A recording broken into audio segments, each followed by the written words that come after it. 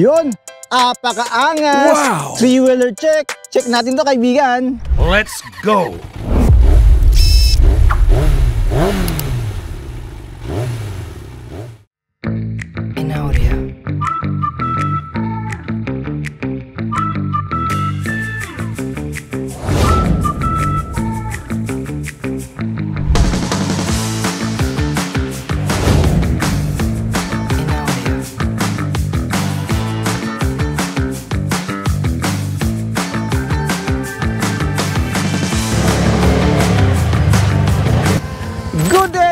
Another vlog na naman tayo mga kaibigan.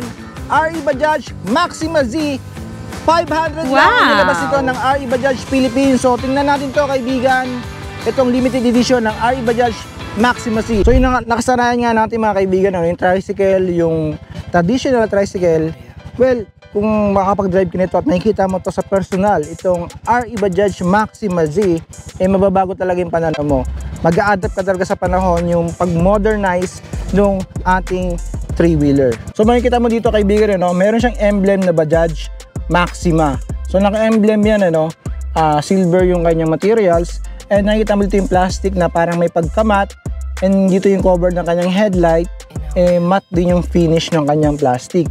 And then naka-bulb type pa to. So syempre, although dalawa naman, makatulong talaga to sa gabi. Malakas yung kanyang ilaw. So yun yung mga features niya. And then yung makikita mo dito yung kanyang busina na nakatago rito nasa harapan para rinig talaga pag bumusina ka. And then makikita mo yung kanyang kapaloading sa unahan, yerong kanyang materials at may pagka-glossy siya na black. So yung black talaga dito, minaximize talaga ng Maxima Z na merong glossy, meron ding matte. So makikita mo dito sa kanyang mugs, medyo yayamanin yung kanyang mugs dahil gold. So wala lang akong idea kung pwede siyang sanglaan. So ang isa nga pala sa maganda rito sa Maxima Bajaj, napaka-spacious ng kanyang passenger side, Kung makikita mo naman dito, 5'8" ako, medyo may kalakihan ako kumpara dun sa typical na Pinoy, pero tingnan mo naman yung space dito. So, napakaluwag pa. So meron kang pasahero, meron kang karga, swak na swak talaga daw sa pangkabuhayan nyo kung kukuha kayo nito, Then tingnan mo naman yung kanyang leather na upholstery, parang na-imagine ko yun sa mga scooter na gawa, Hindi tinipid ni Bajaj yung leather or cover na nilagay niya rito. So isa sa kagandahan nito, itong RE Bajaj, pwede mong i-reverse. Wow! So para siyang kotse.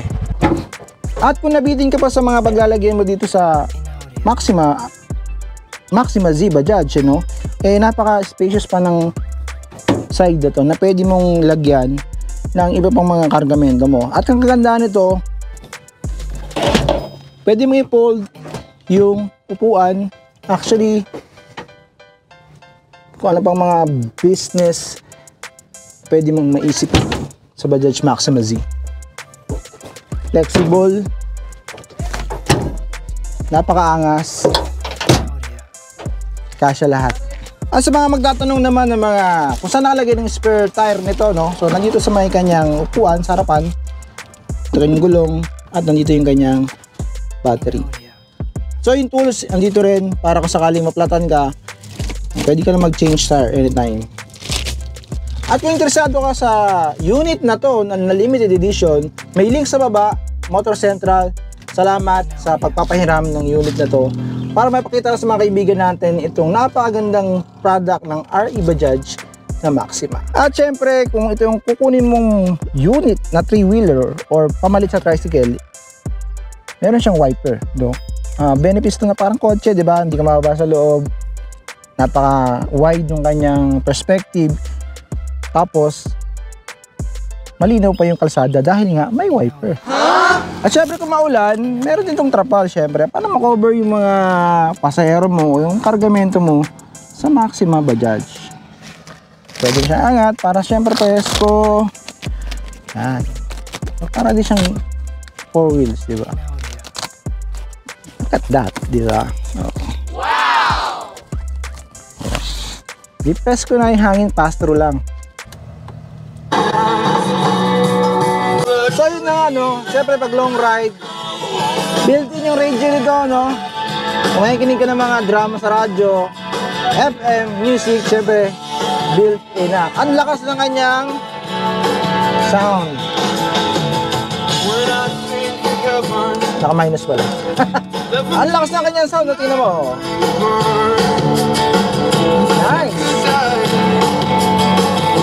Okay, makaka-copyright tayo. So sa ganitong kalaking unit ng RE Bajaj Maxima, meron itong 236cc para mapaandar niya yung ganitong kalaking model, ano? Sama nga, pati problema, kayang karga dito eh.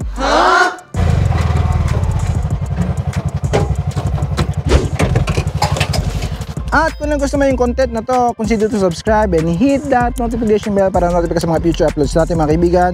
So yun lang, see you in the next video.